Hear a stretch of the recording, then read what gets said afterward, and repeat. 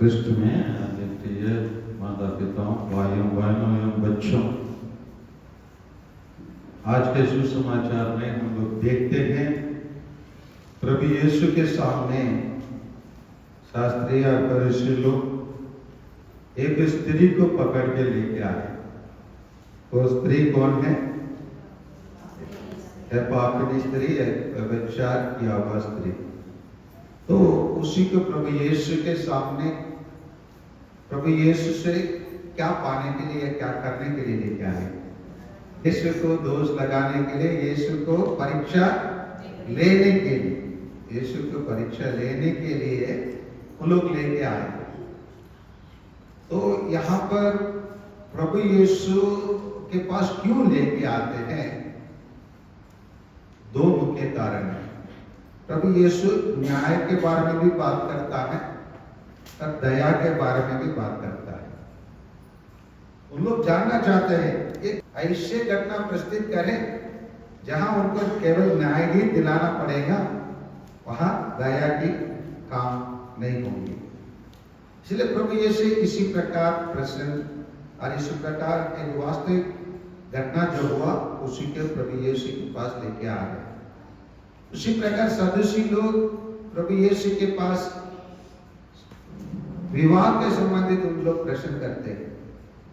अगर एक भाई एक स्त्री से शादी किया, निसंतान मर गया, उसी प्रकार 7 भाई लोग थे, 7 शादी किए। अब पुनरुद्धार के बारे में प्रभु यीशु बता रहे हैं, अभी बताना यार, एक बार व्यक्ति से शादी किया था, पुनरुद्धार के बाद वो तो एक व्यक्ति के लिए पत्नी रहेंगे, अभी 7 लोग से शादी किए, किसकी पत्नी रहेंगे? उन लोगों का सोच, उन लोग उससे आगे नहीं सोच सकते थे। इसीलिए प्रभु यीशु उनका ऐसे उत्तर दिया ताकि उनका मुंह बंद हो गया कि वहां पुनरुद्धार के बाद किसी को शादी में लेन देन नहीं होता है।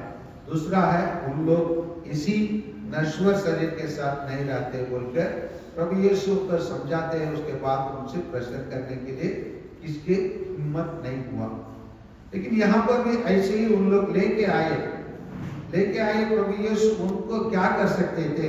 सबसे पहले व्यभिचार करने, अकेले तो नहीं व्यभिचार नहीं कर सकते है ना? अकेले व्यभिचार कर सकते हैं क्या?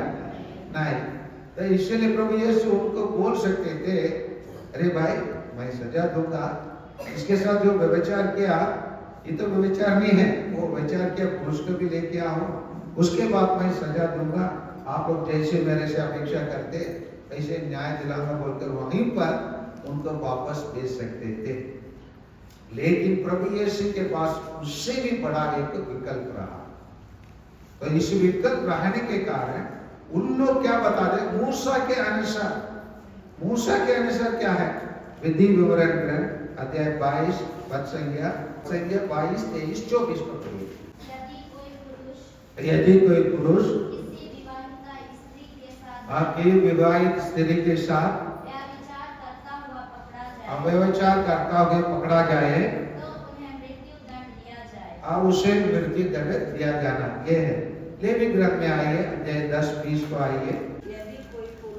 यदि कोई पुरुष किसी के पत्नी अपने पड़ोसी की पत्नी व्यभिचार करे, व्यभिचारी और व्यभिचारी दोनों को प्राण दंड दिया जाए। यही है, इस कानून को लोग अच्छे से जानते हैं और कानून को लागू करना चाहते हैं। कानून को लागू करने वालों को लीगलिस्ट कहते हैं, हम लोग कानूनवादी कहते हैं हिंदी में। तो ये कानून के आधार पर उन लोग बात करते हैं प्रभु यीशु से, और प्रभु यीशु यहाँ बार-बार दया की बात करता है, न्याय की भी बात करता है। अभी प्रभु यीशु कैसे अभी इसी परिस्थिति में, ये तो रंगीन घाट पकड़ा गया, इसी के साथ कैसे व्यवहार करते हैं प्रभु यीशु से जानना चाहते हैं। प्रभु यीशु तुरंत कुछ बोलने लगे नहीं, क्या करने लगे? चुप कर क्या करने लगे? जमीन पर कुछ लिखने लगे। कहा जाता है, कुछ शास्त्री लोग कहते हैं कि प्रभु यीशु जब जमीन में लिखने लगे, वहां एक व्यक्ति का है ना फ्लैशबैक कहानी है ना, सबको प्रभु यीशु वहां लिखने लगा। लेकिन उन लोग चुप नहीं रहे, वो लोग क्या करने लगे, प्रभु यीशु से आग्रह करने लगे, अरे भाई हम इस स्त्री को आपके सामने लेके आए, चुपचाप क्यों बैठे हो, कुछ तो बताओ ना, कुछ तो करो। और प्रभु यीशु क्या बोले, तुम में से जो निष्पाप है वो क्या करो, सबसे पहले पत्थर उठाकर उसका मारो। प्रभु यीशु उस जो कानून था, कानून के विरुद्ध कुछ नहीं बोला, भाई आप मेरे के सामने कानून का प्रस्तुत करते हैं, मैं कानून को मानने के लिए मैं तैयार हूँ, कानून के अनुसार मैं कार्रवाई करने के लिए मैं तैयार हूँ। आप लोग ऐसे एक स्त्री को लेके आ गए, मुझे भी दंड तो देना है, लेकिन मैं ये चाहता हूँ जो पत्थर मारने वाला है वो पहले योग्य हो। समझ में आ रहे ना, जैसे 1000 चोरी करने वाला 50 रुपया चोरी करने वाले की सजा देंगे तो हम क्या बोलेंगे, अरे तुम तो चोर हो, तुम तो 1000 रुपया चोरी किए हो, अरे ये तो 50 रुपया चोरी किया, उसको छोड़ दो, तुम पहले अपना चोरी का पैसा रिटर्न करो, बोलेंगे नहीं बोलेंगे।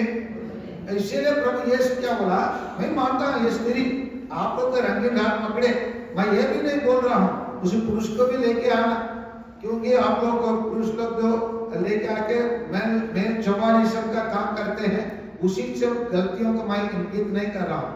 आप लोग जो चाहते हैं वो इस लोग मैं करने के लिए, नियम के अनुसार मैं चलने के लिए तैयार हूँ, लेकिन मैं चलने के पहले मैं ये देखना चाहता हूँ कि उस नियम को पालन करने का योग्य कौन है।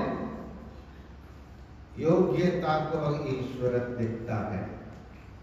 यहाँ पर हम अक्सर हमारे देश में बहुत सारे लोग शासनकर्ता लोग अयोग्य है, अनपढ़ है, MBBS का डॉक्टर नहीं के पढ़ाई नहीं करके कोई डॉक्टर के काम करेंगे तो जिस दिन सरकार को पता चला क्या करेगा, वो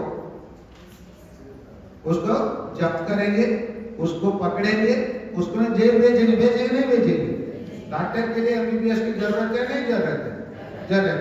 वकील की पढ़ाई के बिना कोई वकालत करने के लिए गया, जिस दिन सरकार को पता चला बिना LLB का वो वकालत कर रहा है, सरकार उसको वकालत करने देगा नहीं देगा।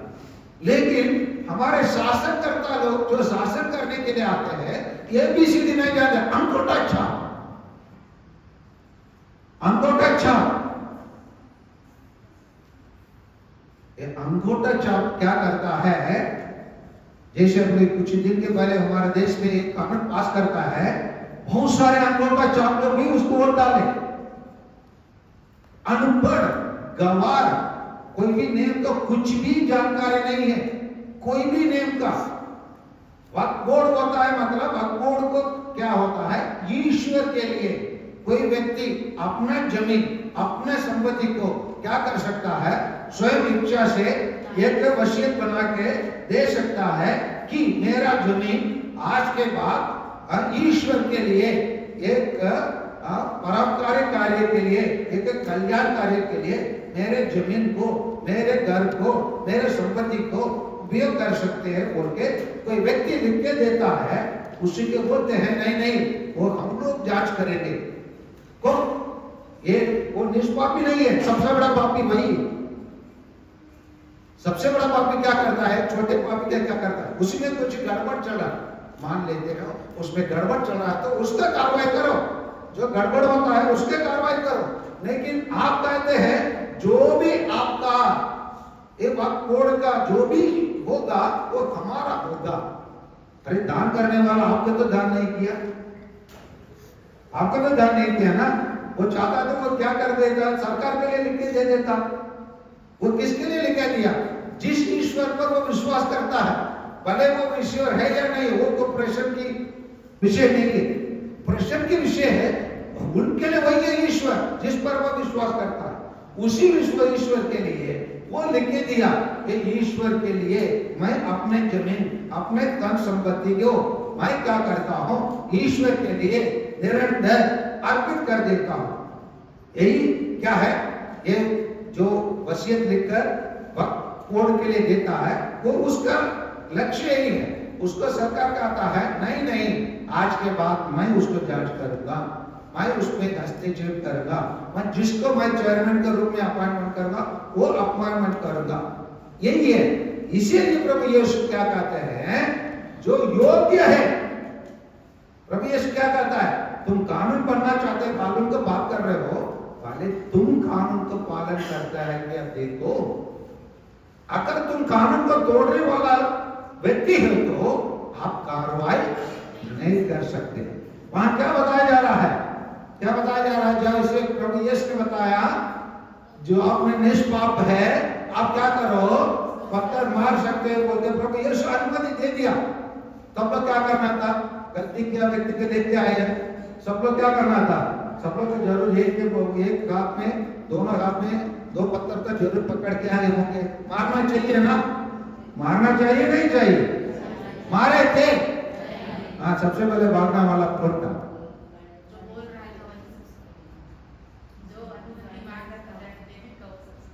कौन,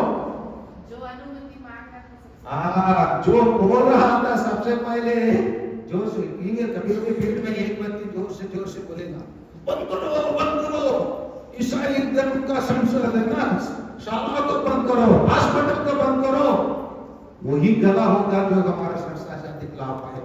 अगर हम जांच करेंगे हमारे संस्था के विरोध कोई आवाज उठाने वाला कोई व्यक्ति, फील्ड में सबसे ज्यादा चिल्लाने वाला कोई व्यक्ति होगा, तो हमारे संस्था से अधिक लाभ पाए वाला व्यक्ति होंगे। उसी को हम जसपुर में देख सकते हैं। कौन हमारे घर वापस में कौन शुरू किया, घर वापस में कौन शुरू किया, दिलीप जी ने। कहां पढ़ाई किया हुआ, रांची के सेंट जेवियर्स में पढ़ाई किया, रांची के सेंट जेवियर्स में पढ़ाई कर क्या, कहां से पाया, हमसे पाया, हमारे संस्था से पाया। हमारे संस्था से ज्ञान प्राप्त करने के बाद आवाज किसके विरोध उठाया, हमारे संस्था के विरोध उठाया। 99% हमारे भारत देश में इस अयोग्य लोग योग्य बने तो ज्ञानी के रूप में, बुद्धिमान के रूप में, शिक्षित के रूप में उन लोग ज्ञान पाए हुए तो हमारे संस्थाओं से पाए। हम उनका अज्ञानी थे, उनको हम ज्ञानी बनाए। उन लोग अंधेरे में थे, उनको हम प्रकाश का लेके आए। और उन लोग गरीब थे, हम उनको धनी बनने का रास्ता दिखाए। बनने के बाद उन लोग इसी शास्त्रीय फरीसी के लोगों के समान कानून हमको सिखाते हैं, कि हमको बताते हैं और बताते हैं कि ईसाई लोग के पास, और अभी एक धर्म का हो गया, दूसरा हमारे धर्म के आने वाले हैं। उनके लिए प्रभु यीशु यही कहते हैं, जो आप में निष्पाप है, इसका मतलब यहाँ क्या कहता है, जो आप में कानून का पालन करने वाला जो पहले है, वो क्या करो, जो कानून पालन नहीं करता है उसी पर कार्रवाई करो, प्रभु यीशु बताते हैं। जरूर उन लोग हो सकता है उनको ये नंबर का गेम होता है, नंबर का गेम मतलब जो संसद का संख्या के आधार पर, संख्या के आधार पर हमारे संविधान में हम लोग जब संविधान के बारे में पढ़ाई करते हैं, उसमें the advantages and the drawbacks of the constitution पढ़ते हैं। मतलब हमारा संविधान का भलाई और उसी का है ना डिसएडवांटेज, मतलब उसके हानिकारक क्या है। उसी में एक चीज है, यही है कि संविधान में क्या क्या है, जहां से चुने गए व्यक्ति एक व्यक्ति है तो उसके एक वोट होता है, लेकिन वो वोट का महत्व किस प्रकार होना है उसी का अम्बेडकर ने उसमें नहीं दिया। लेकिन वो चीज हमारे लिए ऐसे गिनती करना चाहिए, जैसे हमारे अंबिकापुर से 14 लाख के टोटल, ये 14 लाख टोटल वोट होता है, 14 लाख वोट होता है, 8 लाख से कोई जीत लेता है और दूसरा व्यक्ति 6 लाख पाता है। ये 8 लाख के आधार पर जितना प्रतिनिधित्व करते हैं उसी के आधार पर उसी के एक वोट तक गिनती करना चाहिए, उसको महत्व देना चाहिए। वो हमारे देश में नहीं है। जैसे हमारे यूनियन प्रदेश रहता है लक्षद्वीप, वहां केवल 1 लाख भी लोग नहीं रहेंगे, वहां पर भी चुने गए व्यक्ति के लिए एक वोट मिलता है, उसके वोट को भी एक रूप में गिनती किया जाता है। अगर दूसरा व्यक्ति जो 8 लाख से जीत के जाता है उसको भी एक वोट के रूप में गिनती किया जाता है। उसी के आधार पर, नंबर के आधार पर जो ज्यादा नंबर रखते हैं उसी के क्या किया जाता है, पास किया जाया बता दें। ये गलत है। हमारा कॉन्स्टिट्यूशन का, संविधान का सबसे बड़ा गलती यही है, जहां एक जो संसद कोई भी हो, उस लोकसभा में चुन के आए, लक्षद्वीप से जीत के आए, या नहीं तो वो अंडमान से जीत के आए, नहीं तो लद्दाख से जीत के आए। वहां लद्दाख वाला में क्या है, लोग ही नहीं है, वहां पूरा एरिया के लिए एक ही प्रतिनिधि होता है। समझ में आ रहे हैं ना। पांडिचेरी होता है, पांडिचेरी में 1 लाख लोग भी नहीं है, 1 लाख के लिए एक प्रतिनिधि बनता है। समझ में आ रहा है। लेकिन उस पांडिचेरी के बगल में रहने वाला कडलूर होगा, कडलूर से 14-15 लाख का एक व्यक्ति चुन के आएंगे, एक प्रतिनिधि, उसका भी एक वोट है, इसका भी एक वोट है। इसी के आधार पर ये लोग संसद में जीत पाते हैं। उसका महत्व नहीं होता, वैल्यू बढ़ना चाहिए। जहां का लोग ज्यादा रहते हैं उनका एक वोट के लिए वैल्यू ज्यादा होना चाहिए। उसी प्रकार का हमारे संविधान में नहीं है। जब तक ये संविधान इसी प्रकार सुधारा नहीं जाए, जैसे उदाहरण के लिए मैं बता रहा हूँ, हमारे देश में 140 करोड़ लोग होते हैं, 100 करोड़ का एक धर्म का मान लीजिए, बाकी 40 करोड़ लोगों का अन्य धर्म का मान लीजिए। ये 40 करोड़ के लोगों को, अन्य धर्म के लोगों से प्रतिनिधित्व करने वाला कोई भी मंत्री नहीं है। 82 मंत्री लोग होते हैं संसद में, जो लोग मंत्रिमंडल में होते हैं 82 मंत्रियों में, लेकिन एक भी मुसलमान धर्म का नहीं है, और 1 और 2 रहता है ईसाई धर्म का। जिस परसेंटेज के अनुसार होना चाहिए उसी प्रकार मंत्रिमंडल नहीं बनता। एक धर्म के लोग ही सब चीज को शासन करते हैं, जहां 40 करोड़ लोगों का कोई प्रतिनिधित्व ही नहीं है, हमारे बातों को बताने के लिए कोई नहीं है। और अल्पसंख्यक के जो मंत्री है वो बौद्ध धर्म का है, और वो अल्प धर्म का ही मंत्री है। अन्य धर्म के विरोध कानून लेके आता है। यही है, इसीलिए ईश्वर ने क्या कहा है, वो केवल वहां उसी स्त्री को पकड़ के लेके आए वाले व्यक्तियों का विरोध प्रभु यीशु नहीं बताता है, क्योंकि प्रभु यीशु का जो भी पाप है वो कल भी था, आज भी है और कल के लिए भी है। इसीलिए कहा जाता है अल्फा और ओमेगा, शुरू और अंत के लिए प्रभु यीशु का वचन है। इसलिए प्रभु यीशु आज हमारे प्रत्येक भारतवासियों को, और प्रत्येक हम कहते हैं हम ईसाई लोगों से प्रभु यीशु कहते हैं जो निष्पाप है वो क्या करो, सबसे पहले पत्थर मारो। अभी प्रभु यीशु क्या ऐसे कहकर जो पाप किया उसी का ऐसे ही जाने दिया है क्या? ऐसे जाने दिया है क्या? नहीं। 8-11 को पढ़िए, प्रभु यीशु क्या बताते हैं, वो भी उसी को भी हम देखना चाहिए। केवल हम दूसरों का आरोप नहीं लगाना है, अपने आप भी खोद करके देखने की आवश्यकता है। पढ़िए। हाँ, उसने उत्तर दिया, हाँ, एक ने भी क्या नहीं किए, पत्थर से नहीं मारे। प्रभु यीशु भी क्या कहते हैं, पढ़िए। हाँ, इस पर ईसा ने उनसे कहा,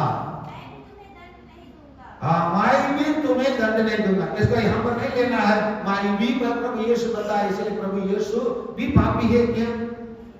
प्रभु यीशु भी पापी है क्या? नहीं, मैं योग्य हूँ दंड देने के लिए, मैं योग्य हूँ, बाकी लोग सब अयोग्य है, मैं योग्य हूँ, लेकिन मैं सजा नहीं दूंगा। लेकिन मैं आपसे एक अपेक्षा करता हूँ, आपके सामने जो चुनाव भी देता हूँ, वो क्या है, जाओ, हाँ, आपसे तुम क्या नहीं करना, पाप नहीं करना। ये ईश्वर हमेशा हमको, हमारे पाप को बचाने के लिए, दूर करने के लिए, इसीलिए जब उन लोग को प्रश्न किया 15:1 लूकास के सुसमाचार का पढ़िए, 15:1 और 2 का पढ़िए। ईसा के उपदेश सुनने के लिए नाकेदार पापियों उनके पास आया करते थे। फरीसी और शास्त्री, हमारे देश के शासनकर्ता लोग उसके बराबर है ना? उन लोग यह कहते हुए गुनाते थे, एक कहते ये गुनाते हैं, अरे भाई आप क्यों आदिवासी लोगों को ऊपर उठाते हो, आप क्यों शेड्यूल कास्ट लोगों को ऊपर उठाते हो, आपको कौन बोला है उनके बीच में जाकर काम करने के लिए? आपको कौन बोला है उनको शिक्षा प्रदान करने के लिए? इसी प्रकार काम करने वाले ये फारिसी और शास्त्री हमारे देश में बहुत है। इसीलिए प्रभु यीशु, पढ़िए, हाँ, ये मनुष्य को, हाँ, हमारे प्रभु यीशु किसके क्या करता है? पापियों को स्वागत करता है और उनके साथ खाते पीता है। ईश्वर, मैं अभी बोल रहा हूँ, अभी आप लोग समझेंगे इसका मतलब फादर उन लोग तो गलती करते, उन लोग तो पाप करते हैं, तो उनको भी पाप ईश्वर तो क्षमा करेंगे, उन लोग भी ये कैटेगरी में आएंगे। उन लोग पाप करते हैं लेकिन कभी मानते नहीं उन लोग पाप करते हैं। उन लोग अपने आप को धार्मिक सोचते हैं, समझ में आ रहे ना?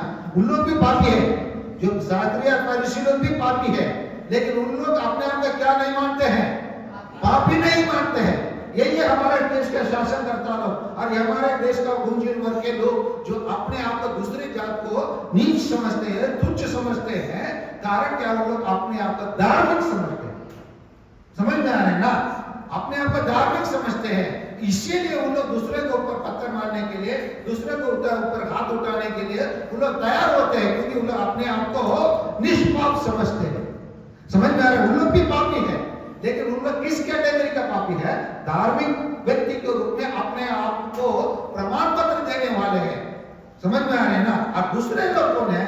अपने आप को पापी के रूप में, मैं कमजोर व्यक्ति हूँ, मैं इस पाप को, मैं, है ना, मैं अपने कमजोरी के कारण किया हूँ, मैं इस पाप का करना नहीं चाहता, लेकिन इसका आदत हो गया बोल के जो उसी के लिए, है ना, पश्चाताप करता है, उनके पक्ष में प्रभु यीशु उनके लिए, जैसे कोई ज्यादा उधार लिया और उधार लेने के बाद उसके देने के लिए उसके पास कुछ भी नहीं है, तब उसको उधारकर्ता के रूप में आपके उधारता को मैं भरूंगा, आपके पाप को मैं मिटाऊंगा और आपके लिए बख्शने, बोलने के लिए, वकालत करने के लिए कोई नहीं है, मैं आपको वकालत करूंगा। जहां आपको जो सजा होगा उसी को आपको भोगने नहीं दूंगा, मैं भोग दूंगा बोल के प्रभु यीशु क्या करता है? क्या करता है? हमारे पाप को रक्षा करने के लिए आता है। इसलिए अपने पाप को, दूसरों को पापी करने के पहले प्रभु यीशु क्या करता है? योग्य बनो। आज जो पापी है उनसे प्रभु यीशु चुनाव देते हैं, एक विकल्प रखते हैं, जाओ अब से तुम क्या नहीं करो? पाप नहीं करो। मैं तो बार बार बचाने के लिए नहीं आऊंगा। समझ में आ रहे ना? इसी पूरी परिस्थिति में आपके ऊपर उठा के लेके आऊंगा। समझ में आ रहे? मैं आपको बचाऊंगा, लेकिन इसके आदत में आप नहीं पड़ो, जाओ आप, इसलिए आप जाओ, जाके एक नया शुरुआत करो। आइए प्यारे भाइयों और बहनों, प्रभु यीशु हमसे आज यही कहते हैं, हम घर जाएं और पाप का जीवन ना जिए। यही प्रभु यीशु हमारे सामने चुनौती के रूप में रखते हैं और यही बात हम प्रत्येक से व्यक्ति से कहते हैं, जैसे फरीसी या शास्त्री से कहे, जो निष्पाप है वो पहले पत्थर मारो। आइए हम किसी को सजा देना चाहते हैं, दंड देना चाहते हैं, आपने हम प्रश्न करें कि मैं निष्पाप हूं, ताकि मैं दूसरों के ऊपर पत्थर मार सकता हूं। जांच करें क्या प्रभु यीशु कौन सा वाक्य मेरे से कहा? निष्पाप तो पत्थर मारो, नहीं तो जाओ आप दोबारा पाप ना करो। हम अपने आप का जांच करें। आमीन।